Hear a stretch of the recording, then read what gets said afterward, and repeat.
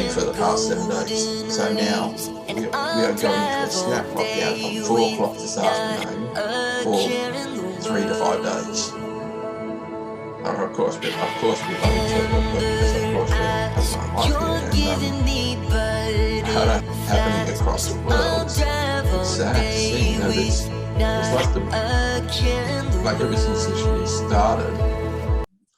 So, hey, good evening, everyone. This is Nancy from Toronto, and this is a very special episode of Social Commerce. So tonight we have David Vince from Queensland, Australia. So David is a published author. He's also an IT coach, and he's a very accomplished business person. And he is here as my guest tonight, and we're getting real and we're getting candid. And David has been very vulnerable in sharing that COVID has changed so many things for him. Like the lockdowns going on in Australia have left him feeling isolated, not really wanting to leave home, and just the whole sense of how his life looked before and how his life looks now has been taken away.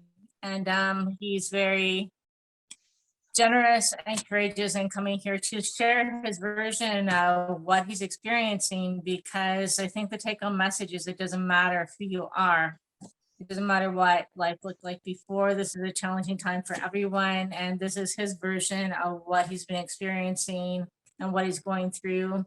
And his message is to put it out there so we know that we're in this together and we can all relate. So welcome, David. Thank you so much for being here and being so open and willing to share your experience at this time. Yeah, thank you, Nancy. Like I said, my name is David Vine, live here in Brisbane, Australia.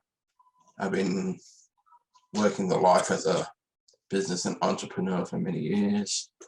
I've done many things. I've done computer coaching. I've done a bit of professional development type training, as Nancy has mentioned as well. I've also an accomplished self-published author as well. I've even some of my books have gone Amazon bestseller as well. So check out on Amazon, you'll see them there and all that. My life has changed a lot with COVID as well, and like the life I used to experience all the time pre-COVID was going out, meeting people, running my events, running my computer training, running my own events, which I was saying before. I'm into professional development. I love it, and you could say COVID has probably changed a lot of my mentality. What did your typical week look like? So as a business owner, as a coach, as a pre-COVID? Yes, what would describe a day in your life, what it might have looked like at that time? Of course, I do have a wife and kids, of course. A lot of them are grown up now. Notice they're all getting towards that other end of their schooling life now. So pre-COVID, of course, you know how it is being a father and everything, you know, like helping the kids getting ready for school, and a lot of the stuff that I used to be doing was like I was saying to you before, running my own computer classes. Typical day could probably include me like going to local cafes, local libraries, doing a bit of one-on-one with people as well. So it wasn't always just going into people's homes all the time. And a lot of the contract work that I used to do as well, and it's kind of been interesting as well, because there was a time where I was actually contracted to a local TAFE organization running it's helping underprivileged youth because that's what I used to be doing. One of my contracts that I used to be doing pre-COVID. So it sounds like you're You know those types of events where people go to, like big name type people, where they run professional development type workshops, like 52 ways to run a business, or how to build a brand, that type of stuff. Because I used to go to a lot of those. I used to go to a lot of those type professional development type workshops. Some of these days were like half day type things. Sometimes they're even full day type things as well. I loved going to trade shows, everything. There was a time where I even had I was even a part of these trade shows as well. I was having my own trade table at these, to get more clients. And well, it's just like any other business, really, though, because you know how it is when you're out in a trade table, having a trade table. The whole idea is to sell. Right. And if you're not there selling, you're not getting anywhere. Which is not where So it sounds like you were out of the house a lot and socializing a lot. Yeah. A lot of people see me as both. A lot of people see me as an introverted type person, but also at the same time, like some people can see the extrovert side of me as well. Because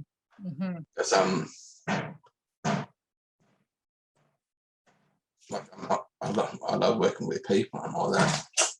This is pretty much how my life was pre-COVID, and with COVID happening is probably, I don't know, it hit me hard. I can say that right now. Yes. You were saying that you're finding it like emotionally hard to leave your home. Yeah. Does that surprise you? I mean, given your life before and your life now, like did that catch you off guard when you first felt that way? Oh, sometimes it feels like I don't have any friends to actually talk to, but Nancy here has helped me, allow me to actually talk to someone again. I think it's oh my gosh, it's a privilege to talk to you and to hear your story. Like I'm not saying I talk to people. No, it was the only people that I really talked to was probably online. I think that's very similar for most of us, right? I think online has brought the world together right now in some sort of connection. You have your Zoom calls for everything.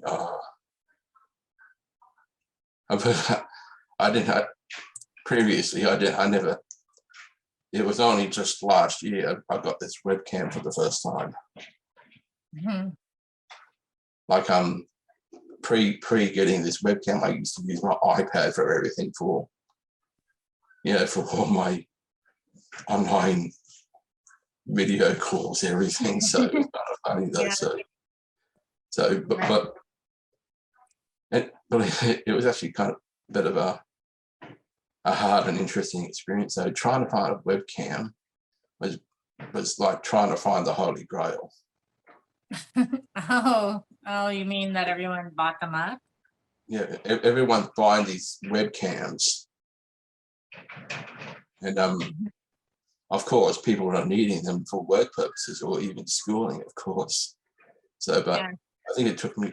I didn't get this webcam now until at least probably, I'd say, about this time last year. Oh wow! So it took me at least 3 or 4 months to actually even get one. Oh wow! Yeah, what really struck me about your story is just the contrast that you shared in terms of how your life was before and how much you were out of your home and networking and just interacting with people, and then it sort of all came to a big standstill. And the I'm a, uncertainty has really, it sounds like, taken its toll on your confidence about picking that type of lifestyle up again. it kind of has, because even I wouldn't exactly say post-COVID, because we're still in a global pandemic, aren't we? Well, yeah, maybe you can explain what's going on there that's also creating the biggest uncertainty. You're talking about No, the it's flash lockdowns and things like that. like a lot of people are saying that hey, we're coming, COVID's getting better, but it's not really though. When you look at everything that's happening across the world, it's sad to see. You know, it's like like ever since this year started, we're now seeing the mutant strain of COVID coming out from all corners of the world. So we got the Delta strain, we got the Alpha strain. Oh. I had a bit of a moment towards the beginning of this year. I lost someone special in my life. It was my brother. Oh, I'm so sorry. He died because of COVID. Wow. Not that I'm saying that he didn't have any other health issues. Of course, he did have other health issues. Like, he actually contracted COVID. Wow. While in the hospital. Oh my gosh. No, he didn't catch COVID before going into hospital. He caught it within the hospital. Wow. Because I'm sorry for your loss. So like I said, I live here in Australia, but the brother that I lost due to COVID lived in UK. So it's not like I could probably jump on the next plane now just to go to the UK now, can I? Especially with this global pandemic that we're in.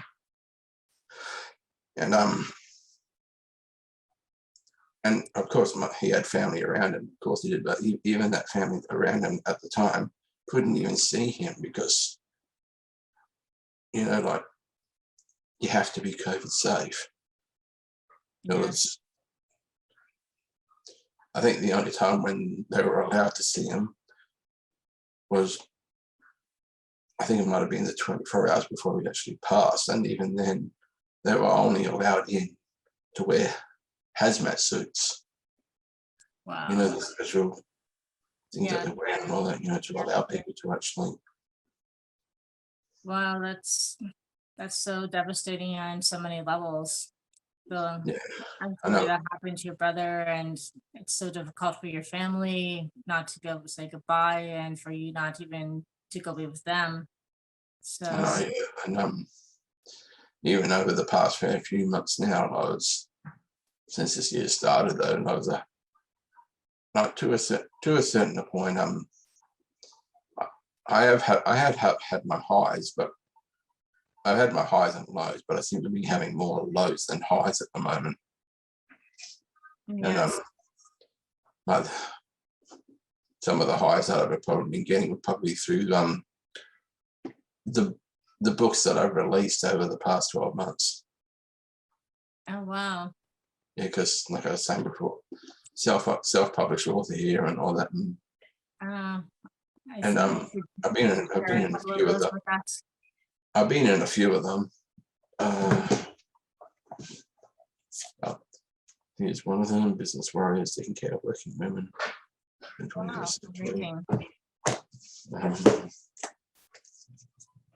Building Resilience, Overcoming Business Warriors. Letters of Love, a collection of uplifting love letters across the world. Oh wow, I love that. Lessons I learned, 11 individuals sharing stories of courage and vulnerability. Yes, wow. That sounds like you have a very deep understanding of people. With me being a writer and self-published author, it's been allowed me to express myself a little bit. share my stories. And I really wanted to invite you to this interview because I do feel like it's a powerful story for you to share. I think exactly what you said, that a lot of people feel alone at this time, that there's no one who can really relate. Even though the world's going through this, I think people also feel very much alone. And yeah, I think it's very important for you to speak about your example, because it's not just, it's not just the person on the other side of the world, it's the person who has written books and gone out publicly and mentored other people. You're also experiencing this. So I think your story really brings it home as a shared and really human experience that we need to come together and acknowledge that, there's places where things are opening back up and things are looking great, and there's still places where it's uncertain and it's still a struggle and we're not through it yet. But I think we do need to connect with each other as much as we can. With this global pandemic around us, especially here in Australia, it's created so much uncertainty. It was like I said before, I live here in Australia, and to a point I am kind of blessed in a way, but at the same time, there are a lot of people. It's very bad in New South Wales at the moment. They're averaging over 700 new cases daily. It's just daily here, and with where I live, with me living here in Queensland, it's kind of like within an hour's drive to where New South Wales is, and it gives you so much uncertainty from what's going to happen from one day to the next. Because as I was saying to Nancy before, there are two opposing governments. You get the New South Wales government and you got your Queensland government, and they're both have their own strong views. They both have their own policies, procedures, and legislations over everything. And you could live on one side of the border, but at the same time, your shopping centre could be across the road into New South Wales. You're virtually not even allowed to cross the road to go to the shopping centre. Mm-hmm. Wow. To do shopping, so you virtually have to find another shopping centre to go to just to do your shopping, which is kind of silly. Oh, wow. And like I'm seeing it on the news every single day. It's with the police, and now even the army are patrolling the New South Wales and Queensland border every single day. They're stopping people and turning away people if you're not an essential worker. And if it's like you have to have a valid, good reason to travel from New South Wales into Queensland. So the only way you can actually get from New South Wales into Queensland is a couple of reasons. One, you're an essential worker. Two, have your border pass declaration filled out. And three, you have to be you have to have a jab vaccination of some sort in order to come from New South Wales into Queensland. Right. Which is kind of, and if you didn't have any of that, boom, they'll send you back down the road in New South Wales. Wow. They're turning away over, I don't know, 500, 600 cars a day. Oh my gosh. Daily, yeah. So life is at a standstill there. And yeah. I think the most alarming thing was what you were telling me about the flash lockdowns in Canada, we've had scheduled lockdowns, but we haven't had lockdowns that last for a couple days and they're lifted. It's not like that. And it was never like that. But you're saying that lockdown can happen on the spur of a moment with very little notice. You know, I'll talk a bit about those snap lockdowns, because what they actually do, they have this daily press conference every day by our Queensland Premier, and she'll tell you case numbers on it every day. It knows how many new cases there are, and if there isn't any new cases, she'll come out saying, "Hey, good news, everyone! We have 0 new community cases today." And even if there was a community case, we have some bad news here. We have 5 new community cases today, and they've all been in the community for the past 7 days. So now we are going into a snap lockdown from 4 o'clock this afternoon for 3 to 5 days. And that's how it is here. So that must be, and you can instantly drop it. Disconcerting to say the least, that you can never know what's going to happen next. That's what I'm saying. You can't have any sense of security because you just don't know what the next day is going to bring. And that's how it is here. It's like you're living on a daily basis, not knowing when a snap lockdown is going to occur. Wow. So it's very understandable why that leaves you feeling anxious, and I guess possibly without hope for this wrapping up anytime soon. Yeah, exactly. Yeah. Yeah. So do you think that you will write about this experience, or have you been writing about this experience? What would you like other people to know, kind of? Sort of. I know I should be there. I know I should be to a point there, but oh. Yeah. There's no should be's. Just wondering if you were.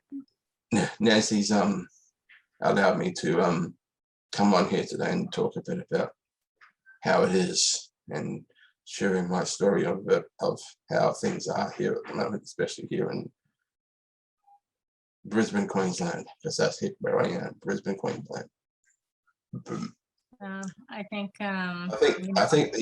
the only good news Brisbane, Queensland has had at the moment is, hey, we have won the 2032 Olympic Games. Wow. So in 11 years' time, we have the Olympic Games. That is one bright spot. So congrats on that. Definitely. Even that alone is probably make a lot of people excited, yes, but also at the same time, it's going to gridlock the motorway from hell, because there's going to be so much construction work here, there, and everywhere. Yes. Yes, we do have a lot of venues already built already, but it's going to be a lot more that's going to be added. For sure. Especially within the Brisbane City region. So that's exciting. Even my son has said, I'm going to stay away from Brisbane City for 2 months, probably to the Olympics. So I guess my question to you is, despite how you're feeling right now and this dark phase and the uncertainty, are you hopeful, looking towards the future and looking towards, for example, the Olympics and your own future going forward? Do you see this as a trying but transient time, or one thing I haven't mentioned just yet, though, is that like with all this uncertainty all the time, as I get quite highly anxious day in, day out, every single day. And because the last time I tried going out by myself, I virtually had a public mental breakdown. Yes. It's developed into a case of, sad to say it, mild to moderate case of agoraphobia. And that's extremely honest and courageous of you to admit. And I think, you know, I think that message is huge, because you just described what your life was like before these circumstances happened, and you were an outgoing person who, you were out, you're interacting with people, you were connecting. But I was, but now I think it's just the past 12 to 18 months has really affected me a lot.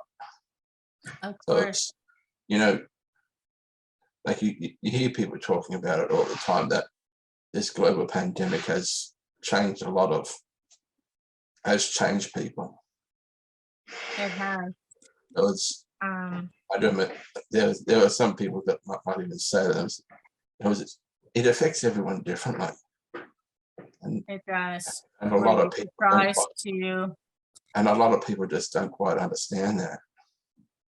Were you surprised that it affected you in this way? Did you expect that you would ever feel Especially with me, this way? with me being the sort of person that used to love going out to these business events all the time. Yes. Yeah. Because I would love to be able to go to a networking event without the fear of having another public meltdown. Yes. Well, right now, you are still under very uncertain circumstances there, definitely. And I do think you need to give yourself some grace. You know what I mean? Yeah. You're under extreme stress, under extreme circumstances, and Like, it's very natural that you don't feel safe. one thing I'm actually giving kudos to is probably my wife here. You know, I don't know how she does it, putting up with me. And of course we love each other, of course, because of course we're husband and wife here. And I don't know how she puts up with me every single day. And I think she's probably the only person that's probably helped me to be able to get out the house. Because like and they're the only times when I do go out is when I'm either with her or someone that I love and trust, because I have that feeling of connection. You know, that the feeling of knowing with someone that you're actually there with someone that actually knows. You know, but there's no one more safer in connection with when it comes to your own family, and that's how I feel it is with me here. In it's like the last time I went out somewhere with my wife was probably last weekend. Wow. And that was to see a movie. Oh, I wouldn't do it by myself. I'm too high anxious for that yet. We all need to have that safety and support and feel okay. The fact is that you did it with her. And you know, I truly encourage you to get the support you need, and not to, what I feel from you is that you judge yourself very harshly for how you are feeling and what you're going through. But the point is that you're a person with emotions and experiences, and this is how it's come together for you. It's no judgment, good or bad. It's just the way it is right now. And I think your message is so powerful to other people because you came from a very different outlook and experience of life pre-COVID. And I think it just shows that for anyone who's going through things at this time, that it can affect us all, it can affect anyone. I bet there's a lot of people out there that will probably feel the exact same way. In other words, I think there's a lot of people who are not speaking about it, and I think your message is giving a voice to it. And I'm so glad that you came on here to speak about it tonight. Yeah, thank you very much, Nancy. Yeah, you've given me hope a little bit. Oh my gosh, I am 1000% confident you're going to come out on top of this. I do encourage you to get any support you need. I'm always here for a conversation. Um, but I just admire your courage and your story, and that really touched me deeply. It takes a lot of courage to be as open and honest as you are, and I think your message alone is going to help other people know they're not alone and make them feel more connected, and that is going to be okay. And I would actually believe there's some people who would like to speak with you directly. So if there is someone who could use a conversation with you, sorry, I just have to plug in my phone. I'm going to get the editor to edit this out. My phone is about to die. Just 1 second. Yeah, okay. So sorry. Where's the charger? Oh.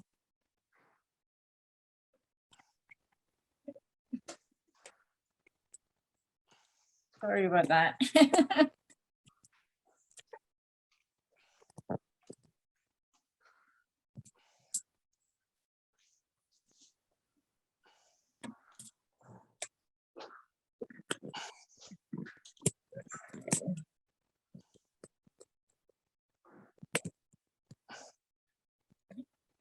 So yeah, so what I was saying is that I think that just you're going to encourage a lot of people who are going through the emotions that you're experiencing and the struggle that you're going through. And I actually believe there's going to be people who would really benefit from possibly a conversation with you, just being able to exchange thoughts and experiences. Would you be open to talking to anyone who might need a conversation or who could benefit from just, like a friend online? Yeah, I'd love that. Yeah, we wouldn't. Yeah. So what would be the best way for them to connect with you if they wanted to do that? Directly through Facebook, probably. Okay, so it's David Vines on Facebook. Yeah. Okay, so I'll share your Facebook link at the end of this video, because truly I think that you are going to empower a lot of people today just by coming here to speak about it, because there's so many things that we don't want to speak about, right? Because it's not comfortable and it's not easy, but I think it is important. So, thank you so much for coming on here and just being so candid and vulnerable today. Yes, thank you very much, Nancy.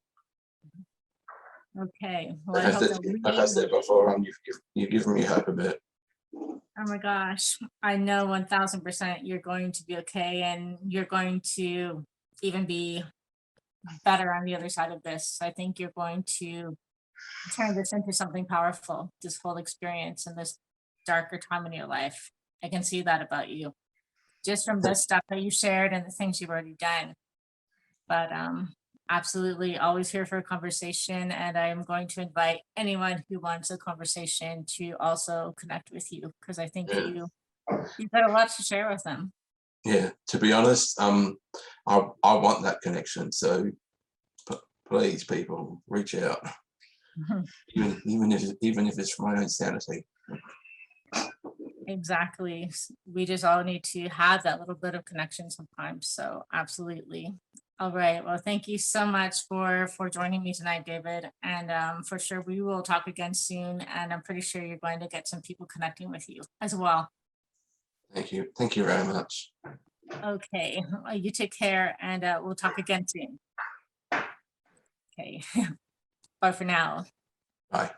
'Cause with you by my side, I gotta ride or die. We'll be rebels, you and me.